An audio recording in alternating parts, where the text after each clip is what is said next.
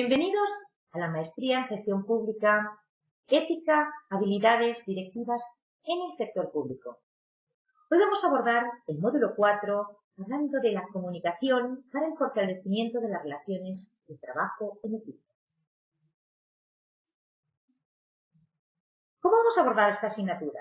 Vamos a trabajar por una parte los fundamentos de la comunicación, el modelo de comunicación, tipos existentes de la comunicación, la organización como equipo, como grupo, la construcción de ese equipo, la influencia de la inteligencia emocional y en qué consiste, y prevención de conflicto en las relaciones grupales. La comunicación. ¿Verdad? Qué preciosa asignatura de la que depende casi toda nuestra vida. La comunicación, si nos damos cuenta, es eso que nos hace ser humanos, es eso que nos diferencia de todo otro ser y, por supuesto, de los animales. La comunicación es tan importante que va a determinar el tipo de relaciones que vamos a tener con nuestro entorno. Pero fíjense, es tan importante que puede determinar incluso nuestro nivel de desarrollo personal. Solo a través de la comunicación, a veces tomamos conciencia de nuestros propios estados emocionales, de nuestras oportunidades de mejora, de cómo podemos crecer y desarrollar todo nuestro potencial. De nuestra clase y tipo de comunicación va a depender el que nos demos cuenta de cuáles son nuestras principales oportunidades de desarrollo. Y asimismo va a depender nuestro nivel nada más y nada menos que el liderazgo. El cómo vamos a afrontar nuestra posición en la vida. Del tipo de comunicación vamos a lograr que personas se acerquen a nosotros e incluso podamos influir en ellas. O todo lo contrario. O que si no somos asertivos, o somos pasivos, o por ende somos agresivos, las personas nos eviten y solo podamos influir en ellos por miedo, lamentablemente atendiendo criterios de autoridad o poder. Por tanto, la comunicación, si nos damos cuenta, es fundamental en la gestión de las relaciones de una institución pública, pero también en nuestro crecimiento y desarrollo personal y también en ese empoderamiento que necesitamos que nuestra gente tenga en la institución. La comunicación es la parte más esencial, por tanto, de la organización, ya que a través de ella las personas se podrán convertir o no en equipos y pueden lograr el entendimiento, la coordinación, las estructuras, la cooperación de las mismas, que sería lo que permitiría o no que trabajáramos en equipos y, por tanto, dar respuesta y aporte de valor al cliente, al ciudadano. Asimismo, la comunicación nos va a permitir esos procesos, ¿verdad?, de intercambio que se asignan, en las que se pueden cumplir efectivamente las funciones o no, las tareas que se tienen que desarrollar en una organización y se establecen los compromisos. Se le encuentra, asimismo, a través de la comunicación, sentido a lo que estamos haciendo. Si no, se podrán comprometer nuestra gente con nosotros. Y se podrá formar parte de la misma, promoviendo la participación, la integración y la convivencia dentro de la contextualización de la cultura y los valores que haya elegido esa institución para poder cumplir su misión y su visión. Si nos damos cuenta, no podemos entonces dejar la comunicación en algo que solo debe de dominar el departamento que defina el sistema de comunicación orgánica, sino que es una función que debemos de dominar todos, implicarnos con ella y saber que es algo que debemos de mejorar, entrenarnos y de lo que depende nada menos que el resultado de nuestras vidas. Hay aspectos, por supuesto, que facilitan el logro de los objetivos comunicativos en una institución y otros que son su principal, verán, barrera o dique para que fluya la misma. Debemos de prestar atención antes de comunicar algo, por una parte, a la actitud que estamos teniendo cuando comunicamos algo y a la actitud que tienen las personas que la reciben en la organización y cuando lo están recibiendo. Debemos, por tanto, de poner énfasis en generar actitudes positivas mientras estoy comunicando algo y de procurar que en la empresa exista un clima emocional adecuado que me permita tener una actitud positiva cuando recibo esa información. Asimismo, tengo que estar igual de enfocada en el plan preciso, en la estrategia que voy a utilizar para comunicar algo. Tiene que ser perfectamente definida, sabiendo qué objetivo quiero lograr cuando comunico algo, qué resultado. No olviden que toda comunicación implica o debe de implicar una acción, incluso si la acción fuera reflexión del equipo. La comunicación siempre es para algo y por algo. Y todo ello debe de estar enmarcado en una percepción muy positiva de la propuesta. Solo así podremos lograr la exégesis de esa comunicación. Igualmente importante es saber que uno de los factores cruciales en esa comunicación es la tan estudiada y de actualidad empatía. Carnegie nos dice que existen 3 reglas elementales para tratar con los demás y para desarrollar una gran empatía. Esa capacidad que me permite saber, ¿verdad?, cómo siente mi gente, qué expectativas tienen de lo que estoy diciendo, qué necesitan, qué actitudes, qué emociones tienen. Y tener yo una actitud proactiva y de servicio hacia esas necesidades y expectativas. 3, por tanto, serían las reglas fundamentales para tratar con los demás. 1. No critique, no condene, no se queje, porque lo que vamos a despertar en nosotros es una actitud de defensa, que despertarán las críticas, y esas críticas generarán barreras. 2. Demuestre siempre un aprecio honrado y sincero por los demás. Sea tremendamente respetuoso. No haga halagos que no sienta. Y sea sincero en sus valoraciones. Esto permitirá que los demás se abran y se permita un flujo continuo y constante de relaciones positivas y de información válida. Y tercero, despiértenos más intensamente y nos permita ponernos continuamente en el lugar del otro, porque esto desencadena las mejores reacciones positivas de los demás. A todos nos gusta saber sernos comprendidos y entendidos. Los patrones, al fin y al cabo, de comunicación que existen en una organización reflejan los hábitos de comportamiento que tiene esa organización. Por tanto, a la hora de definir el plan de comunicación interna que se debe de desarrollar y gestionar en una organización, en una institución pública, tengo que tener en cuenta esto. Tanto los flujos de información que hay en una organización me informan sobre los hábitos de comportamiento que tienen las personas en la misma, que se traducen en patrones comunicacionales perfectamente definidos y que a su vez se influyen y se reflejan en los flujos de información que gestiona la comunicación en la misma. Por tanto, tengo que saber que existen 3 tipos de patrones para detectarlos, medirlos, gestionarlos, reconducirlos y reforzarlos. Hay algunos que hay que reconducir, otros que hay que reforzar y otros que hay que intentar incluso evitar. ¿Cuáles son? Miren, van a encontrar en su organización 3 tipos. Patrones que llamamos de refuerzo. Serían todos esos comportamientos y conductas que lo que hacen es reforzar comunicaciones positivas de orgullo, asentimiento, comentarios positivos sobre los logros de uno de los compañeros, etcétera, etcétera. Estas comunicaciones son francamente interesantes y muy positivas. Lo que hacen es reforzar la organización. Por tanto, lo que haré yo es premiarlos y reforzarlos. En cambio, hay otros patrones que se llaman de compensación. Estos son los patrones que verán, proporcionando un inmovilismo. Lo que premian es el rol, el estatus, el poder, lo que está establecido en la organización. Son comunicaciones de tipo neutra. Y lo que hacen es mantener ese inmovilismo del que hablaba, ¿verdad? Esa concentración entre el rol y el poder, que muchas veces no nos permite aprovechar un crecimiento rápido e instintivo. Y finalmente tenemos patrones, ¿verdad?, llamados de deterioro. Son ese chisme, esas comunicaciones de reprobación negativas, ese criticar continuo, ese centrarme en lo negativo, esa rumorología nefasta en la organización, que lo que hace es deteriorar profundamente toda la organización e impidiendo que salgan verdaderos aportes de valor, iniciativas, innovaciones y creatividad en la compañía, impidiendo la cohesión de la misma y, por tanto, inhabilitando la mejor de las estrategias de comunicación si permitimos que existan esos patrones de deterioro. Como vemos, tendremos entonces que premiar los primeros, reconducir los segundos y anular los últimos. ¿Y por qué hablamos ahora de organigrama en un plan de comunicación, en la gestión de la institución pública? Porque es fundamental.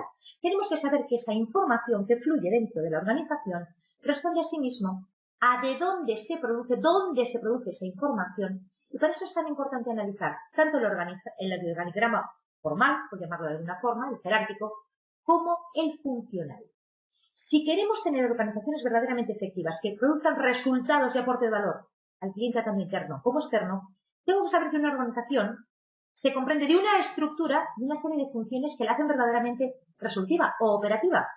Y la comunicación, es importante tener en cuenta que el organigrama jerárquico parece que es a lo que tengo que atender. Pues curiosamente es menos importante que el organigrama funcional. ¿Qué se está haciendo? ¿Dónde se está haciendo? Si las funciones laborales están bien relacionadas entre sí, bien conectadas, bien alimentadas, bien nutridas, sobre una base estratégica que tiene que estar previamente definida para crear sinergia positiva. Esto es, además, acumulativo en el tiempo y termina creando, como hemos dicho antes, patrones de comunicación perfectamente reforzadores. Como ven, debe de ser previamente planificado, organizado en una estrategia muy estudiada de comunicación interna. ¿Cómo se vería plasmado en un slide? Miren, ponemos por una parte el organigrama funcional y el jerárquico. ¿A qué responde la información en el jerárquico? En el organigrama jerárquico, lo importante es tener en cuenta la posición que tenemos, esa información, de dónde sucede, en relación a la estructura de toda la pirámide, de toda la organización. ¿A qué va dirigido este tipo de informaciones?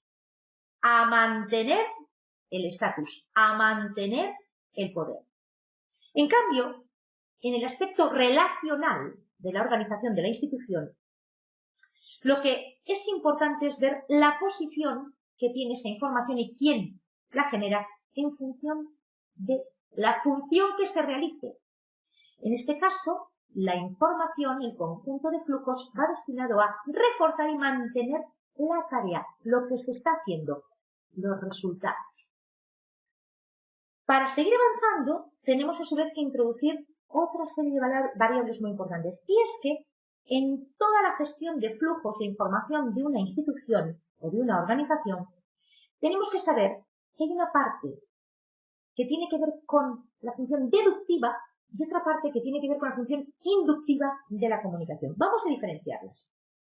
Si lo que quiero es gestionar perfectamente el plan de comunicación interno de una organización, tengo que saber gestionar la comunicación, las relaciones de una actividad que responde a los conceptos tanto inductivos como deductivos. ¿Cuáles serían los deductivos? Los deductivos tienen que ver con la información que se gestiona de lo general a lo particular. Tiene que ver con establecer una serie de estrategias, de tácticas, para lograr un objetivo específico que se aborde con la mejor de las herramientas comunicacionales. Por ejemplo, organizar un gabinete de crisis para poder resolver un tema importante en la organización. Por ejemplo, lanzar una campaña que mejore la recepción de los clientes o la percepción de nuestra institución, etcétera, etcétera. Por tanto, está destinada al responsable de comunicación interno, de imagen o de capital humano, recursos humanos, y es el que gestiona junto a marketing esta función, esta dirección de comunicación.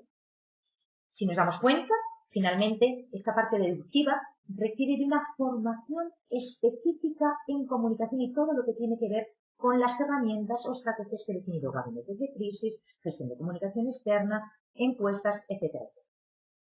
Por contra, la parte inductiva, la función inductiva, tiene que ver con cómo impacta una información en la relación, es decir, requiere una formación genérica, es decir, va de lo particular a lo general, al contrario que la deductiva, de lo particular a lo general, por eso es inductiva.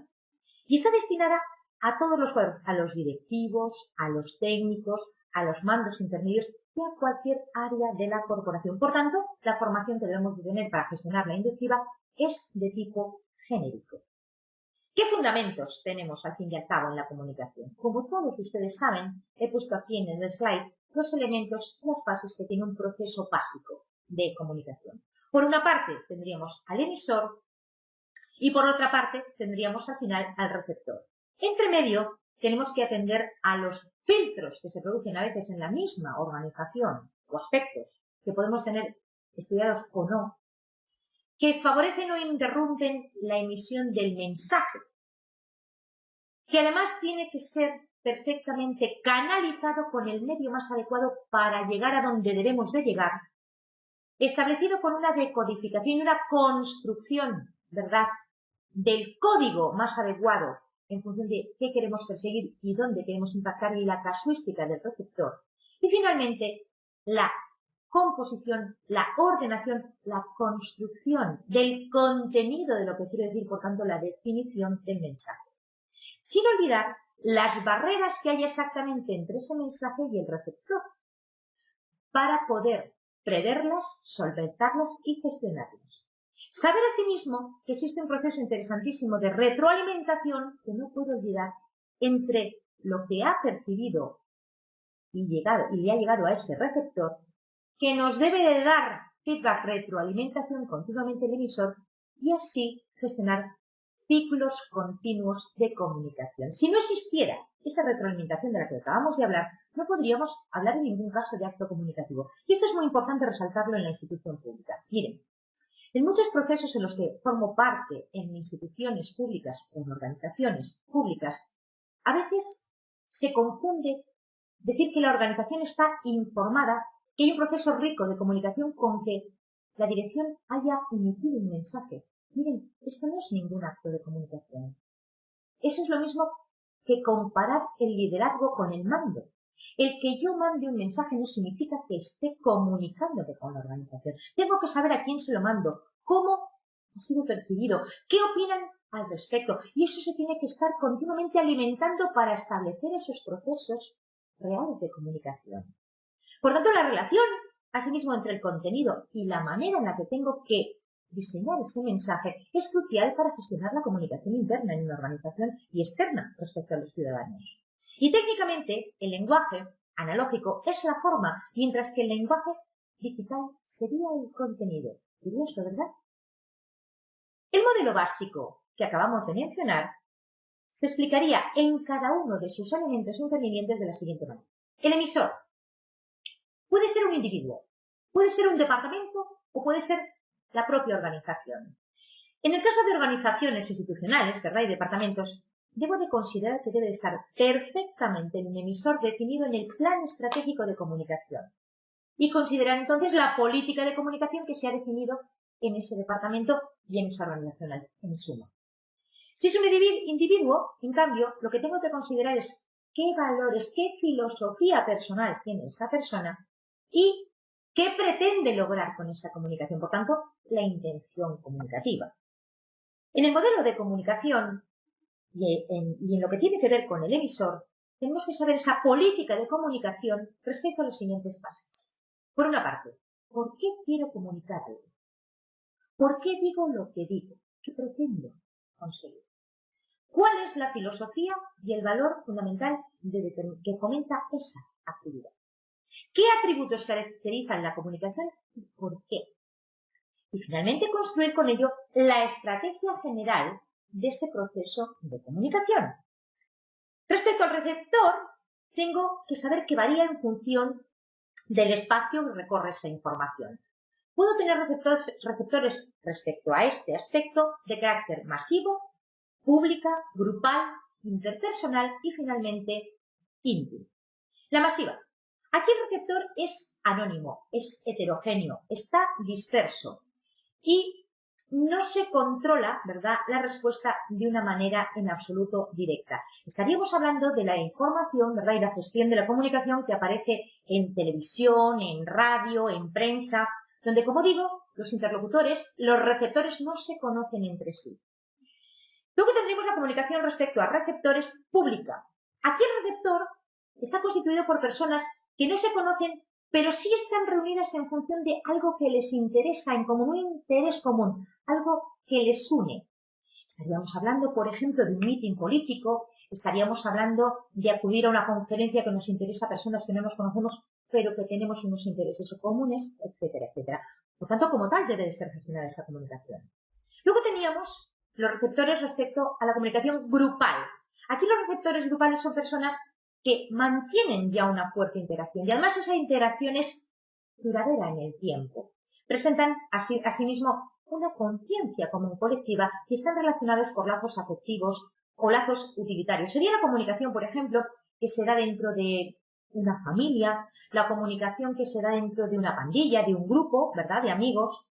Luego tendríamos la comunicación interpersonal. En este caso, el receptor interpersonal es individual. Por tanto, recibe mensajes de otras personas, mensajes de otros grupos o incluso mensajes de otras organizaciones. Y puede ser de carácter tanto virtual o interpersonal presencial, que sería la que hasta ahora se estudiaba con mayor profusión. Pero cada vez, como vemos, va tomando más importancia la comunicación virtual interpersonal. Y finalmente tendríamos la comunicación respecto a los receptores íntima. Sería ese espacio íntimo, ¿verdad?, que viene definido por una cortísima distancia que es menor a 1 metro respecto a los interlocutores. Una vez hemos estudiado las distintas facetas que tengo que tener en cuenta a la hora de trabajar la comunicación aplicada a los distintos receptores, vamos a ver qué estructura social tienen esos grupos de lo que hemos hablado. Por una parte, tengo que ver las características del grupo de referencia para ver si son grupos primarios, secundarios o lo que llamamos grupos de referencia, porque la gestión de la comunicación va a tener que tener en cuenta las características y la casuística diferente de cada uno de ellos. Miren, si hablamos de un grupo primario, en lo que se basa ese grupo primario es en lo que llamamos conciencia etnocéntrica, es decir, más que en lo que les une, qué conciencia tienen, qué les diferencian contra o en diferencia de otros grupos. Asimismo, en ese grupo primario, la pertenencia está supeditada a la aceptación, ¿verdad?, de unos valores sagrados y de una serie de intenciones que les unen. Y la función de la relación está dirigida fundamentalmente a mantener la relación, mantener la estructura, mejor dicho, entre ellos. Eso respecto al grupo primario. En el grupo secundario se basa en tener una conciencia comunitaria, pertenecer a una comunidad.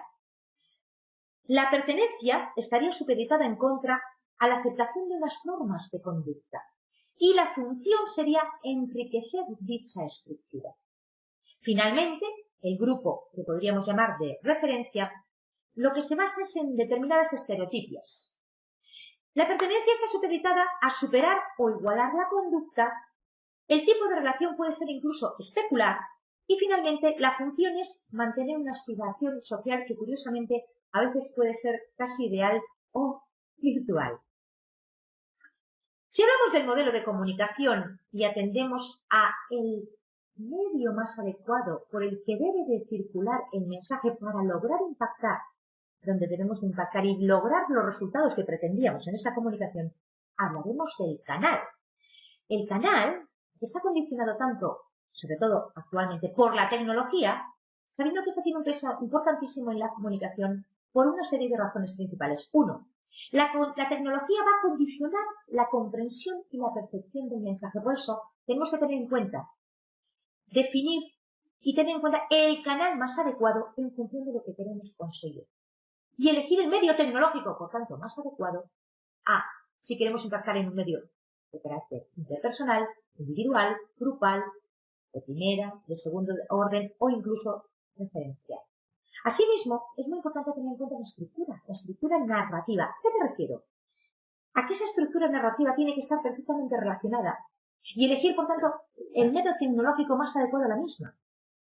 Y elegir un soporte que nos permita incorporar una estructura narrativa más o menos compleja en función de a quién va dirigida y el objetivo que pretendo lograr con la misma. Si tenemos claro que debo de elegir el mejor canal para impactar y conseguir el objetivo que pretende esa comunicación, no puedo dejar de lado saber elegir el conjunto de símbolos más importante que me permita hacer llegar exactamente lo que quiero hacer llegar. Es decir, que me permita tener un fácil proceso de codificación por una parte y luego de decodificación por parte del receptor. Por tanto, El código expresa el conjunto de reglas expresivas que van a utilizarse para construir un mensaje. Y decodificar implicaría la acción que genera el interlocutor interpretando correctamente ese mensaje. Aquí recomendamos que generemos ese diccionario común y que seamos lo más empáticos posibles para definir un código, no con lo que yo quiero decir, sino sobre todo con lo que el otro puede entender en disposición de los medios que domina, su propia cultura, nivel intelectual, etcétera, etcétera, etcétera, valores, y hacer y construir ese código en función del receptor y no del emisor. Debemos, por tanto, reflexionar previamente sobre el código más idóneo a utilizar, porque si no se ha roto el proceso de comunicación, en función de los objetivos que pretendo lograr y del tipo de público, por llamarlo de alguna manera, al que va dirigido masivamente esa comunicación. Y en ese modelo de comunicación hemos dicho que podían existir una serie de barreras, ¿verdad? De la misma forma que antes dijimos que había unos filtros al principio, puede haber unas barreras justo antes de llegar al receptor. Estas barreras son, o provienen, mejor dicho, de los siguientes elementos. Podemos tener barreras de tipo lingüísticas, emocionales, culturales y situacionales. Las barreras lingüísticas se refieren a la técnica comunicativa que no responde al objetivo con el que estaba previsto. ¿Qué puedo hacer aquí y debo de hacer aquí? Tengo que estudiar previamente la utilidad de las distintas técnicas comunicativas para saber cuál es la que debo de elegir y, por tanto, el sistema lingüístico más adecuado para que le llegue al interlocutor de la forma más fácil posible. Esa sería una barrera lingüística. Por ejemplo, se me ocurre, si quiero llegar al mayor número de personas y me comunico en una serie de jergas o en una serie de dialectos o en una serie de lenguajes que solo conocen un trozo de la población, evidentemente no puede ser efectiva. Tendré que utilizar el medio y las técnicas más universales o que más dominen un mayor porcentaje de la población para poder ser perfectamente efectiva. El segundo tipo de barreras decíamos que eran emocionales. ¿A qué me refiero con esto? Hay barreras, hay emociones que se ocultan, como hay intenciones que se ocultan. Por tanto, si se ocultan intenciones o se utiliza mucho la crítica, juzgo, lo que estoy diciendo es condenar. Y también puedo estar haciendo barreras emocionales con mi propio cuerpo a través de mi lenguaje no verbal. Cuidemos estos aspectos, porque puede ser que mi mensaje verbal esté diciendo una cosa y mi cuerpo esté diciendo otro, o mi sobreactuación o la profusión de mis gestos están significando una verdadera barrera entre lo que digo y mis gestos, que solo deben de servir para apuntalar, afirmar, reforzar mi mensaje y no lo contrario. ¿Qué hago respecto a estas barreras emocionales? Tengo que ser sobre todo honesto. Miren, el lenguaje no verbal, lo que podríamos llamar inconsciente de nuestras comunicaciones, nunca miente. La forma más efectiva para que no haya barreras emocionales es que usted sea coherente con lo que dice y sienta exactamente lo que dice que siente. Y ese sentimiento sea adecuado al objetivo de las personas a las que va destinado. Es lo más fácil. Por tanto, seamos honestos en esa comunicación y domine y trabaje su comunicación no verbal para que no tengas las lapsus linguae o no tenga gestos que le delaten su verdadera intención. El punto tercero serían las barreras que generan o se generan por aspectos culturales. Por ejemplo, el código presenta un significado cultural diferente. Estemos atentos a ver si tenemos una serie de barreras culturales que impiden que la información, los flujos de la información se estén desarrollando de manera natural y fluida. Lo que tengo que hacer entonces es investigar, interesarme, estudiar la cultura, los valores, la manera de expresarse de mi receptor, para adaptarme a la misma. Y finalmente tendríamos esas barreras llamadas situacionales. ¿A qué me refiero con estas? Son barreras que ocurren cuando yo estoy, por ejemplo, gestionando un evento y no he tenido previsto que ocurran otra serie de eventos, otra serie de circunstancias o de situaciones en la empresa que solapen el impacto que voy a tener en mi evento. Se produce entonces un solapamiento, ¿verdad?, del objetivo de mi comunicación con otras comunicaciones superpuestas. ¿Qué tengo que hacer aquí? mantener una estrategia clara, definir perfectamente mi objetivo en función de otros eventos que puedan ocurrir y evitar filtraciones y estar informado de lo que acontece en el exterior. No estar en una caja en la cual no me doy cuenta que lo que voy a decir ese día va a estar en competencia con otra serie de actuaciones y eventos tan importantes o más que el mío, que va a entorpecer la recepción de la institución o de ese departamento o de esa persona sobre lo que estoy diciendo. ¿Qué serían, por último, los filtros? De la misma forma que hemos explicado las barreras, recuerden que decíamos que el emisor tenía que luchar contra los filtros que se podían producir del mensaje. Y estos filtros son de carácter tanto externo como internos. Vamos a ver los primeros. Los filtros externos estarían formados por, verán, las normas, las leyes, la legislación, los departamentos, las personas o incluso el presupuesto de una compañía. Pueden hacer de filtros que tengo que tener en cuenta a la hora de definir el mensaje y el impacto del mismo. Por contra, los filtros llamados internos tienen que ver con nosotros mismos, nuestros propios temores, el grado de seguridad que tengamos a la hora de hablar, las dudas o las lagunas del conocimiento específico sobre lo que voy a decir. Esto va a entorpecer notablemente nuestro poder de comunicación, por tanto tenemos que tener en cuenta, recuerden, los filtros tanto externos como internos. Y finalmente, ¿qué debo de tener en cuenta en una comunicación si quiero que ésta sea efectiva, que fomente las relaciones y logre aquello para lo que estaba diseñada?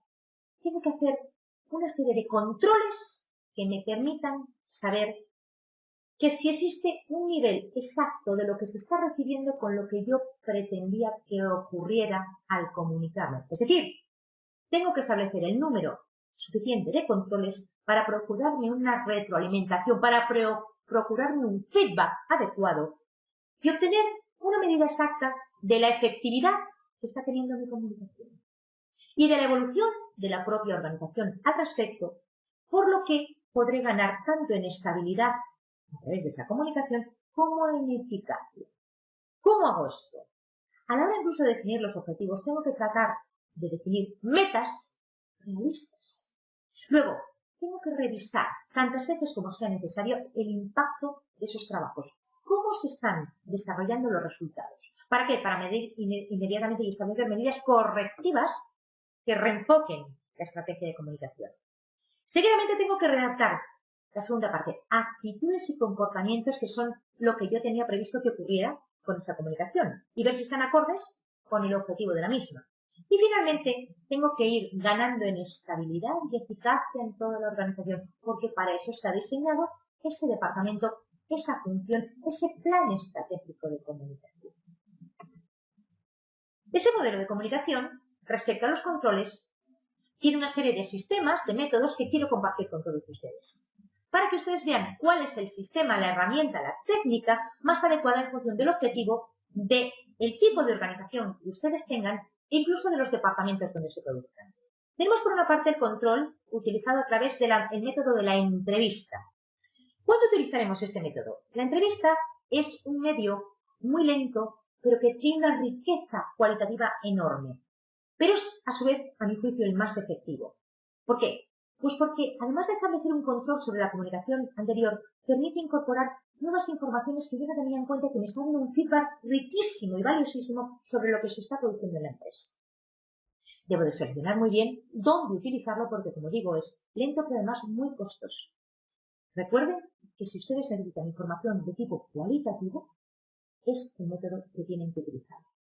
Otro método sería la encuesta, ¿verdad? En todas nuestras organizaciones hacemos encuestas a nuestros clientes, a nuestros usuarios, al cliente final, a nuestro equipo interno. Las encuestas miden, en todo caso, valores, medios y constituyen el sistema más eficaz para la relación coste, ¿verdad? Coste-beneficio respecto a la cantidad de información analizada. Permite también dar información, recabar datos externos a la comunicación emitida.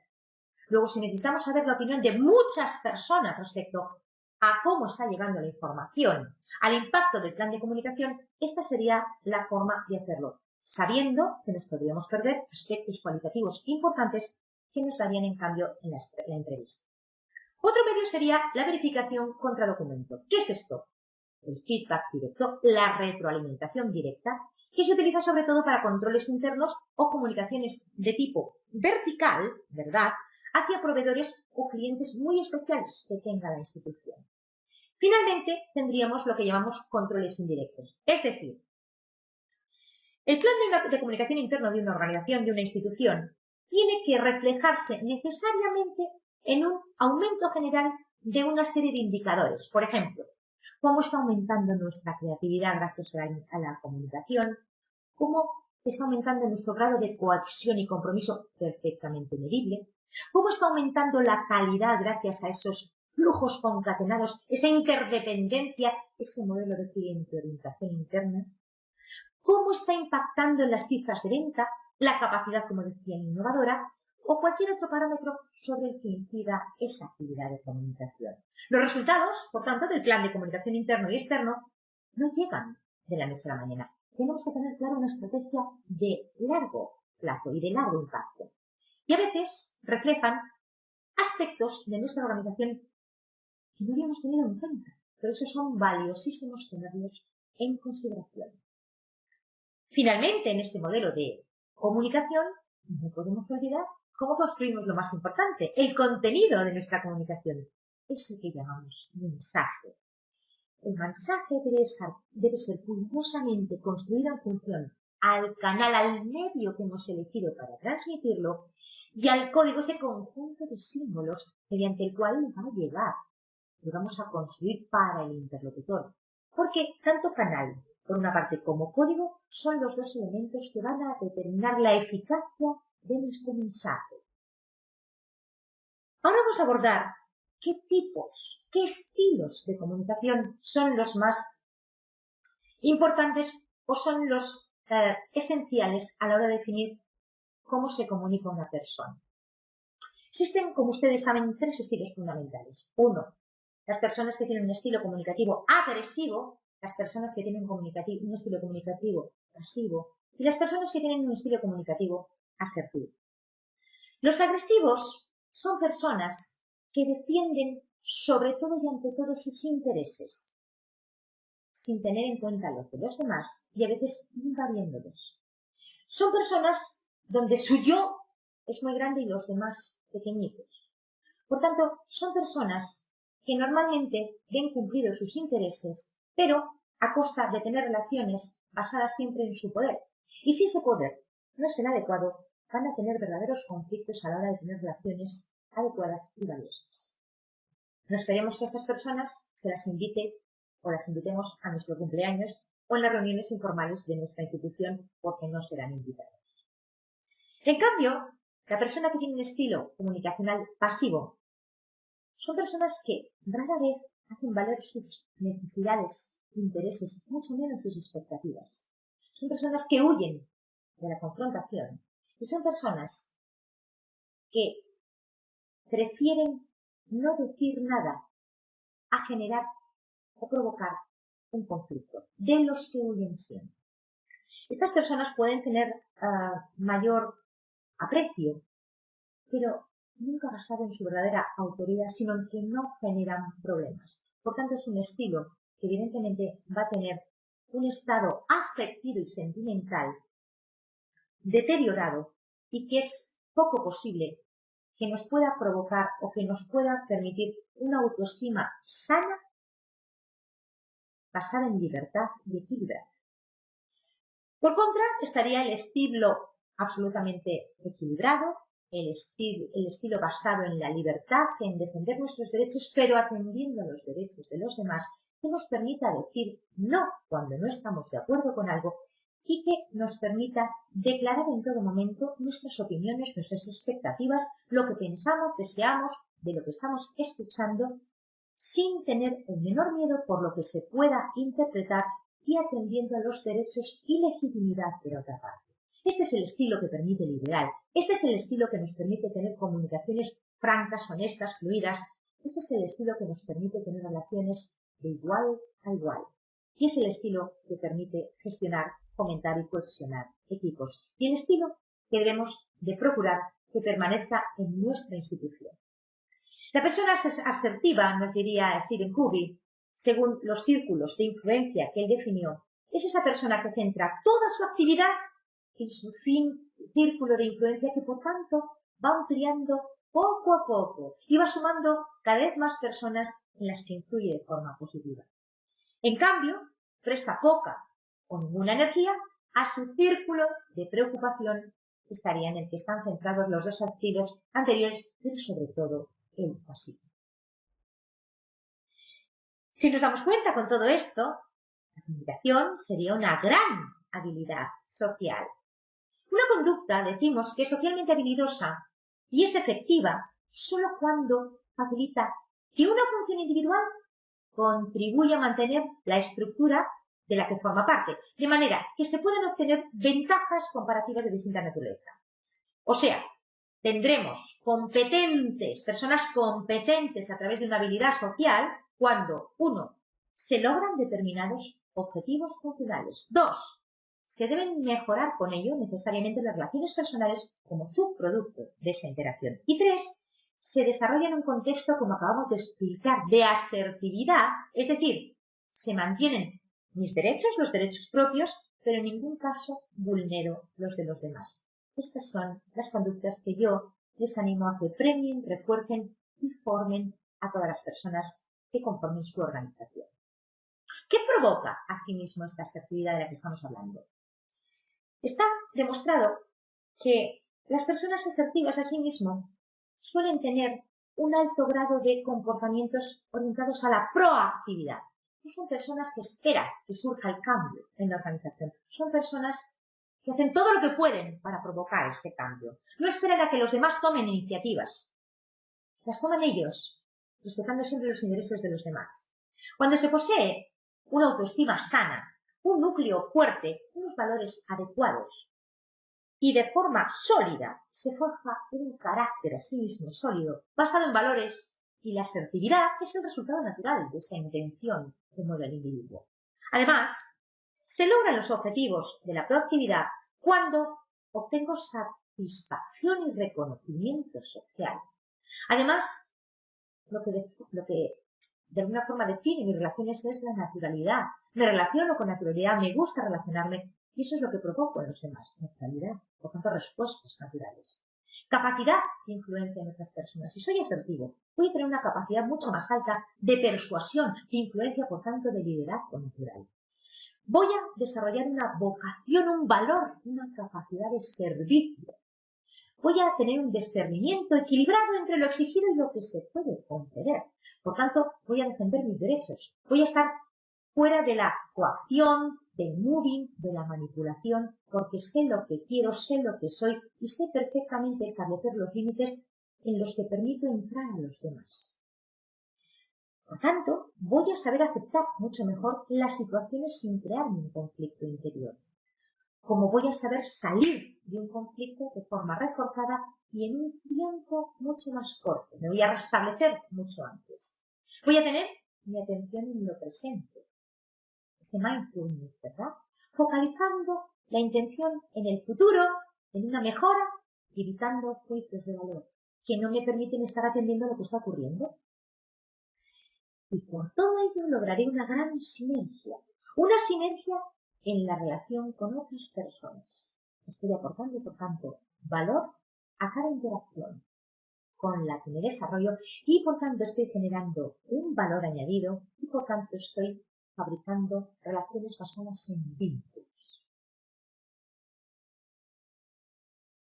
Un tipo de comunicación sería el que provoca, ¿verdad?, la conversación y el diálogo. Miren, desde el punto de vista estructural, la conversación y el diálogo responden a 4 fases, ambas que son diferenciadas. Cuando una persona llega a nuestra institución pública, a nuestra organización, la primera fase de esa secuencia sería la acogida. Los estudios dicen aproximadamente que dura los primeros 20 segundos, aproximadamente. Esa acogida estaría generada, ¿verdad?, por lo que llamamos esas primeras impresiones. Es muy importante tenerlo en cuenta. ¿Cómo le recibimos a ese cliente, a esa persona que se sienta delante de nuestro despacho, delante de nuestra ventanilla? ¿Le recibimos con una sonrisa? ¿Le recibimos dándole a entender que es otra? ¿Le recibimos dando a entender que nos está interrumpiendo lo que estábamos haciendo? Piénsenlo. Inmediatamente vendría la escucha, pero de carácter empática, y la elaboración de una serie de preguntas que nos permitan averiguar qué necesita de nosotros y en qué podemos servirle. Luego vendría ese proceso, esa fase en la cual abordamos la verdadera información. Le damos una serie de datos, explicaciones que respondan al interlocutor, entrando en valor la técnica del resumen y la clarificación de lo que estoy dando. No olvidemos que en muchas instituciones estamos tan acostumbrados a trabajar, si estamos en una institución de carácter medioambiental, el medio ambiente, si estamos en una institución o en un departamento jurídico, hablamos en términos legales. Cuidado, porque el interlocutor, el cliente, el ciudadano, no tiene por qué formar parte de nuestro mundo y no entiende las palabras que estamos utilizando ni cosas que nosotros damos por hecho que él sabe. Tengamos cuidado, por tanto, de adecuar esa información al interlocutor y a lo que nos está diciendo que necesita. Y finalmente tendríamos, en la última secuencia, la despedida. Es muy importante porque refleja el ritual que hemos construido con el lenguaje no verbal que le hemos dado a nuestra comunicación con ese cliente. Por tanto, estemos atentos a la acogida, a la escucha, a dar verdaderamente esa información por la que ha venido el cliente y a cómo nos despedimos del mismo. Y para todo ello es importantísimo dominar un arte. El de hacer las preguntas más adecuadas que me permitirán saber el nivel de expectativas, sentimientos, necesidades del interlocutor y a su vez preparar yo el discurso, la información más adecuada para satisfacerle y que al final se vaya con una sensación de aporte de valor por mi parte. Las preguntas, si yo le hago una pregunta a una persona, indican como mínimo que estoy interesado por él. Indican como mínimo interés, por tanto, por el interlocutor, que es la forma más directa de animarle a hablar, que nos pregunte, de romper ese hielo, esos segundos previos, ¿verdad? Además le despierto el deseo y el entusiasmo. Preguntar, en todo caso, para mí es básico para uno. Tengo que generar empatía y comprender al interlocutor realmente, no como creo que le he comprendido. Tengo que disponer de toda la información sobre las necesidades porque mi servicio va a consistir precisamente en eso, en darle una información respecto al tema que me ha pedido, al tema que le pide a la institución que yo represento. Y asimismo, las preguntas deben de responder a agilizar el proceso de toma de decisión mío. Según las preguntas que le hagan y las respuestas que me den, tendré que tomar un discurso de acción u otro. Tendré que agilizar ese proceso de toma de decisión. Existen dos grandes tipos de preguntas, ¿verdad? Que saben todos ustedes. Por una parte, las preguntas abiertas y por otra, las preguntas cerradas. ¿Cuándo utilizar cada una de ellas? Las preguntas abiertas las utilizaré para determinar exactamente qué necesitan, qué quieren, ampliar la información, dado que la respuesta no se contesta con un sí o con un no. Va a ser amplia y variada y me va a permitir ir definiendo los campos semánticos de su interés o expectativas.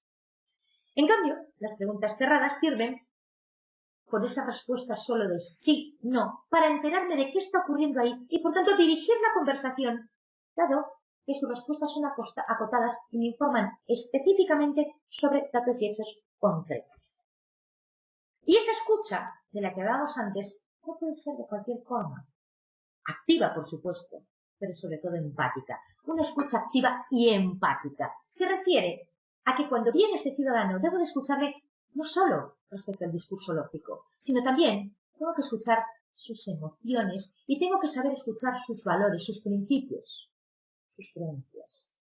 Y eso está como de fondo de cómo está desarrollándose esa conversación con tu interlocutor. Algunas de las técnicas más importantes de esa escucha activa, empática, emocional sería 1. Centrar mi atención en los puntos claves del diálogo. Tengo que saber, según estoy dialogando, cuántas partes tiene ese diálogo y quién está diciendo en cada una de ellas. Asimismo, tengo que expresar de alguna manera sentimiento, feedback continuo, pero tanto verbal como no verbal, como examinábamos antes. Tengo que mostrar simpatía, que me importa esa persona, buen humor, es lo mínimo que le puedo regalar a mi ciudadano. Estoy representando a toda la institución. ¿Qué menos que recibirle con una sonrisa, con buen humor? ¿En qué le puedo ayudar? Le dice una gran sonrisa. Tengo que emitir sonidos de aprobación que le permita reforzar lo que me está diciendo y de ánimo. Y tengo que preguntarle de manera espontánea para que le invite a explicarme lo que necesita realmente. Además, debo de saber retener los datos en la memoria y resumir de lo que allí se está hablando, para asegurarnos de que le hemos entendido bien y con ello ofrecerle la mejor solución, que es la que él esperaba y es la que nosotros estamos obligados a darles. Por tanto, el discurso lógico sería sentirle lo que está ocurriendo, esa arquitectura emocional de momento, formada por sus expectativas, emociones, necesidades, interpretarle, colocar la información de manera que veo qué hay detrás de ese telón, evaluar lo que está diciendo y definiendo, de manera incluso jerárquico, para responder de la manera más adecuada, aportando valor a nuestro cliente. Debemos tener en cuenta, por tanto, no solo el lenguaje verbal, qué digo, con qué palabras, sino sobre todo el lenguaje no verbal. Miren, los últimos estudios, que todos ustedes han tenido acceso a ellos, lo que hacen es destacar, da igual exacto el porcentaje, ¿verdad?, pero destacan fundamentalmente que el peso de la comunicación lo lleva el lenguaje no verbal frente al lenguaje verbal. Algunos estudios hablan de que el 35%, ¿verdad?, el significado social relacional de lo que expresamos se da y se describe a través de las palabras, pero el 65% restante es el que se refiere al lenguaje no verbal. Importante, ¿verdad? Por tanto, el lenguaje verbal tendríamos que definirlo en términos digitales, en términos de discurso racional y lógico, utilizando como elemento la palabra. Y en el lenguaje no verbal hablaríamos de un discurso analógico, discurso emocional, y estaría gestionado por todo el conjunto de gestos que pueden reforzar o no nuestro lenguaje verbal. El lenguaje, por tanto, no verbal tendría que tener en cuenta la raíz de carácter instintiva. Los gestos son universales respecto al instinto. Nacemos con gran parte de este sentido para definir y reconocer gestos y partes del lenguaje no verbal, pero además tengo que saber que esos gestos y partes del lenguaje no verbal, además de ser universales, cuidado, porque tienen componentes de significado cultural. Dicho de otra forma, hay gestos que son perfectamente adaptativos en una cultura, pero en otra hay que tener cuidado porque significan lo contrario. Por ejemplo, los latinos, ¿verdad?, en toda nuestra Iberoamérica, en los países europeos latinos, incluso en algunos árabes, tendemos a tener comportamientos táctiles, ¿verdad? Nos tocamos mucho. Cuidado, porque en otros países esto no puede ser no solo no bien visto, sino que puede ser visto como una amenaza o incluso como un acto fuera absolutamente de lugar. Asimismo, decíamos que en ese lenguaje no verbal que existía esa raíz instintiva, habría un significado de esos gestos, esa parte no verbal, universal de comunicación. Y respecto al significado cultural, tendríamos que ver que explicarían esas diferencias etnográficas por grupos y de clase social. Interesante, ¿verdad? Se descompone, asimismo, el lenguaje no verbal en unidades expresivas. Las unidades expresivas, a veces identificadas con microgestos, ¿verdad?, son movimientos a veces imperceptibles, es a lo que le denominamos kines. Mientras que los gestos que tienen significado en sí mismo, si yo hago así, todos nosotros entendemos victoria, ¿verdad?, tienen en sí mismo un significado cultural. A esos gestos que tienen significado en sí mismo se les llama, frente a los kines, kinemas. Por tanto, el lenguaje verbal sería digital, tendría un discurso lógico y utilizaría palabras. En el lenguaje no verbal sería analógico, tendría un discurso emocional y se apoyaría en gestos. ¿Qué partes conforman, al fin y al cabo, ese lenguaje no verbal? Estaría conformado por una parte por todos los órganos fonatorios, ¿verdad?, que integrarían, o estarían, mejor dicho, integrados todos en la llamada paralingüística, formada a su vez por el volumen, tono, velocidad, fluidez y entonación. Por otra parte tendríamos la kinesia, que tendría que ver con todo lo que tiene que ver con nuestra postura corporal, los gestos, la expresión facial, la sonrisa y la mirada. Luego tendríamos esa ciencia de las distancias, la prosémica, y luego hablaríamos de la importancia de nuestra proyección personal. En el primer caso, la paralingüística, hablaríamos de la importancia de trabajar un volumen adecuado para destacar las partes que más nos interesan respecto al objetivo y, en todo caso, ir haciendo cambios del mismo para que sean audibles y, por tanto, perceptibles a nuestro interlocutor. El tono tendría que ver con la altura, con la tesitura, si hablásemos en lenguaje musical. Existen, por tanto, tonos mucho más agudos y tonos mucho más graves. Aquí tenemos que jugar con ellos para, de igual manera, tener una riqueza y dar fluidez, color a nuestras maneras de expresar las cosas, nuestras locuciones. La velocidad tendría que ver con el ritmo. ¿Qué velocidad le imprimimos a un discurso para que sea comprensible, pero a su vez no aburramos a los elefantes, ¿verdad? Vamos a jugar, asimismo, con distintos ritmos en función de lo que quiere enfatizar o no. Dar el tiempo para que las partes más esenciales del discurso sean interpretadas, reflexionadas por nuestros interlocutores. Y finalmente hablaríamos de la entonación. Hablaríamos, ¿verdad?, por tanto, de la expresividad, de la musicalidad, incluso de nuestras entonaciones. Eso respecto a la paralingüística. En la kinesia explicaríamos y pondríamos atención a nuestra postura corporal, que debe de ser absolutamente consonante con la parte verbal y estar correlacionando positivamente con ella. Por tanto, tiene que ser respetuosa y la adecuada para poder comunicar lo que deseo comunicar. Mis gestos tienen que ser, sobre todo, la parte de gestos más profusa es la que trabaja, ¿verdad? Nuestra parte superior tiene que estar reforzando continuamente el mensaje verbal que acabo de definir. Y cuidado con los gestos parásitos, con la profusión de los mismos que pueden distorsionar el mensaje. Una de las fuentes más importantes de emociones es la expresión facial. Por tanto, tengo que saber que en mi lenguaje no verbal tengo que estar muy atento a la expresión facial porque es la ventana de mi alma, porque es la que está dando información sobre mi verdadero estado emocional, como lo es la sonrisa. La sonrisa es una puerta hacia la comunicación. Pero hay que tener en cuenta que es la más fácilmente manipulable. Por tanto, tengo que tener en cuenta que el otro va a determinar exactamente cuándo me estoy sonriendo de forma forzada o cuándo la sonrisa es natural y por tanto puedo ser confiable. Cuidado con esto que puede destrozar el resto del mensaje. Y finalmente la mirada. Una mirada mantenida, una mirada respetuosa, una mirada adecuada es la puerta de entrada, ¿verdad? Que ahí se generen flujos absolutamente productivos y ricos de comunicación. La prosémica haría alusión, como hemos dicho antes, a las distancias.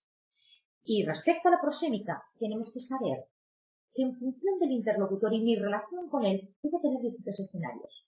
Existen escenarios, como ustedes saben, ¿verdad?, íntimos, fácilmente solo dejamos entrar unos 50 centímetros aproximadamente sobre las personas íntimas de nuestro entorno, nuestros familiares, nuestras parejas, nuestros mejores amigos. Hay una distancia ya luego personal en la que dejamos entrar, por ejemplo, a nuestros equipos de medio. Hay una distancia social en la cual ya estamos poniendo una serie de barreras en la que estamos preservando y ampliando, ¿verdad?, nuestras burbujas. Por tanto, tenemos que saber qué tipo de persona es con la que estoy hablando, qué relación tengo con ello, qué objetivo pretendo, qué componentes culturales hay en ese ambiente para elegir y gestionar cada una de las prosémicas. Sin olvidar la importancia del impacto de mi imagen personal, que debe de ser coherente con el objetivo, adecuada al ambiente en el que me encuentro, adaptada a las personas o interlocutores a las que voy dirigida y acorde y consonante con resaltar lo mejor de mí adaptada a ese objetivo y a esas personas. Es importante que tengamos en cuenta que hasta nuestra vestimenta, nuestro peinado, cómo nos hemos maquillado o no, va a impactar de manera importante. Nuestros ornamentos, todo eso dice una serie de cosas de nosotros. ¿Son adecuadas y refuerzan el mensaje? ¿O son una barrera y por tanto distorsionan el mismo? Piénsenlo. Habría, asimismo, un trabajo previo que hacer si queremos crear un equipo y si queremos trabajar la comunicación en el mismo. Recuerden que antes de crear un equipo tenemos que planificar. ¿Qué haríamos en ese planificar? Tomar la decisión de que se desea crear ese equipo. Y normalmente quien lo hace es una persona en la parte más alta de la jerarquía o de la pirámide de la organización o la institución. Inmediatamente lo que haríamos, una vez dice ese directivo que se quiere crear un equipo, es montar un comité. Ese comité es el encargado de diseñar cómo se quiere desarrollar ese equipo, definiendo los cometidos, las competencias, las funciones, incluso definiendo cómo supervisar las actividades, ¿verdad?, de ese comité. Luego iríamos a seleccionar quién hace esas funciones, quién es el más adecuado, qué personas son las que tienen que ser invitadas a montar ese equipo. ¿En función de qué? De sus habilidades, de sus competencias, de sus rasgos caracterológicos, de su manera o no de liderar, de los componentes incluso caracterológicos de su personalidad. Y en función de esas competencias, lo que hacemos, ¿verdad?, es trabajarlas tanto desde una óptica individual como de lo que tienen que ser capaces de hacer, adaptarse y adoptarse en un equipo. Luego vendríamos la fase de la iniciación, es decir, la reunión propiamente ya, en la que se indaga el grado de expectativa de esas personitas que hemos invitado, qué intereses tienen, qué objetivos tienen y qué agendas tanto explícitas como ocultas. ¿Qué esperan que pase ahí? ¿Cómo ven esa situación? Para finalmente llevar a la puesta en marcha, a la puesta en práctica, en la cual ahora ya ese equipo, a través de sus miembros, se van adaptando a los objetivos que hemos definido, generales, y a todas aquellas propuestas en función de que consigan mejorar y cumplir de la forma más excelente los resultados para los que se ha definido la constitución de ese equipo. ¿Y cómo debe de ser su comunicación? La comunicación debe de ser lo más asertiva, pero además emocional y efectiva posible. Por tanto, la comunicación en equipo tiene que ser tanto efectiva para lograr los resultados por los que se ha diseñado ese equipo, como afectiva para lograr gestionar nuestras emociones, sentimientos de pertenencia, compromiso y, por supuesto, para poder tener un sentimiento de cohesión, pertenencia y orgullo. Esa comunicación, por tanto, interpersonal debe ser efectiva, de manera que el equipo esté dispuesto a reaprender sobre su efectividad relacional. Además, debe ser afectiva, para cumplir, como digo, con todas esas partes de función social del equipo. Y tiene que ser nutritiva, motivadora, con un continuo reconocimiento, pero no solo de nuestros jerárquicos superiores, sino de cualquier persona que venga por parte de nuestros iguales del equipo, debe conocer y estar basada en un aprecio mutuo. Una buena gestión de comunicación va a evitar asimismo un exceso de focalización sobre el objetivo que impida centrar el equipo en el propio evolucionar, en el propio autodesarrollo, en el autoemprendizaje tan importante en los equipos. Y así lo que haremos es lograr una efectividad importantísima en el trabajo, rotando los liderazgos en función de la situación concreta en la que nos encontremos. Además, tendremos ese verdadero empoderamiento gracias a esta comunicación, creando equipos autodirigidos y facilitando ese desarrollo tan importante de la creatividad gracias a este estilo de comunicación y, cómo no, de la innovación. Todo ello necesita de un alto grado, de un alto componente en nuestra inteligencia emocional, en hacer inteligente esa manifestación de nuestras emociones, esa capacidad de sentir, conocer, controlar y modificar todos vuestros estados anímicos propios como los ajenos, siendo capaces de provocar contagios emocionales positivos. Es ese mecanismo, digo, esa inteligencia emocional, capaz de movilizar a las personas hacia la consecución de sus propósitos, pero que debe de ser encauzada desde la razón, para que pueda ser observada con un sentido de utilidad. Fíjense cómo tanto el liderazgo como el equipo en estos momentos depende mucho más de nuestra capacidad de inteligencia emocional, de hacer inteligentes nuestras emociones, que de nuestra capacidad solo o meramente de raciocinio o de aplicar la lógica. ¿En qué se basaría, al fin y al cabo, esta inteligencia? Se basaría en nuestra capacidad de autoconocimiento previa. ¿Quién soy? ¿De qué estoy hecho? ¿Cuáles son mis principales valores, virtudes? ¿He hecho mi FODA? ¿Sé perfectamente mis fortalezas, mis oportunidades, mis amenazas, mis debilidades? ¿Tengo un plan para trabajarlo? ¿Sé el impacto que estoy generando en los demás?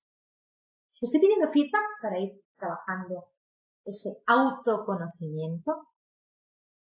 Seguidamente del autoconocimiento, tendríamos que tener una altísima capacidad de autorregulación, es decir, de aplicar, de postergar mis instintos, de adaptar la emoción adecuada al objetivo que quiero perseguir y al ambiente en el que estoy inmersa. ¿Soy capaz de autorregularme? ¿Soy capaz de autocontrolarme? ¿O me dejo llevar por el clima que hay en la organización? Es decir, si hay un clima negativo, me enfado, me irrito. Eso no es tener capacidad de autorregulación. Es imposible dirigir un equipo, es imposible dirigir la propia vida sin trabajar el tercer componente. Mi propia capacidad de automotivación.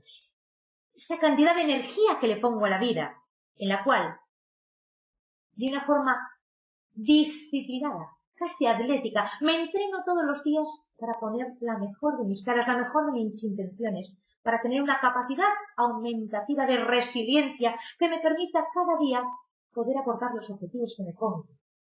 Fíjense que es empezar el día con un vaso medio lleno o medio vacío. De eso va a depender toda nuestra actividad, ni más ni menos. Tan importante como manejar todas estas competencias personales, autodescubrimiento, autorregulación, automotivación, es saber relacionarme con los demás, es poder tener relaciones afectivas y efectivas, es poder tener interrelaciones, interacciones adecuadas y positivas allá donde vaya y con cualquier persona que me relacione. Eso va a depender de esas competencias interpersonales que son la empatía y las habilidades sociales. O sea, el reconocimiento de las emociones, estados, sentimientos y afectos de los demás para responder positivamente hacia ellos y la gestión de todo el conjunto de relaciones de una manera absolutamente positiva, aportando valor y pudiendo tener la capacidad de influencia, persuasión y liderazgo sobre los demás. Espero que este tema les haya gustado tanto como me apasiona a mí y les invito a ponerlo en práctica en sus empresas para que vean cómo el aumento de su inteligencia emocional, cómo el aumento de la gestión eficaz de sus comunicaciones puede generar el que sus objetivos sean secundados por todo un equipo, por toda una organización, ahora sana, alimentada por perfectas comunicaciones que les permita obtener resultados exitosos de aportación de valor al ciudadano y, por tanto, tener con ello conseguido la legitimidad de su institución. Muy buenos días y feliz semana.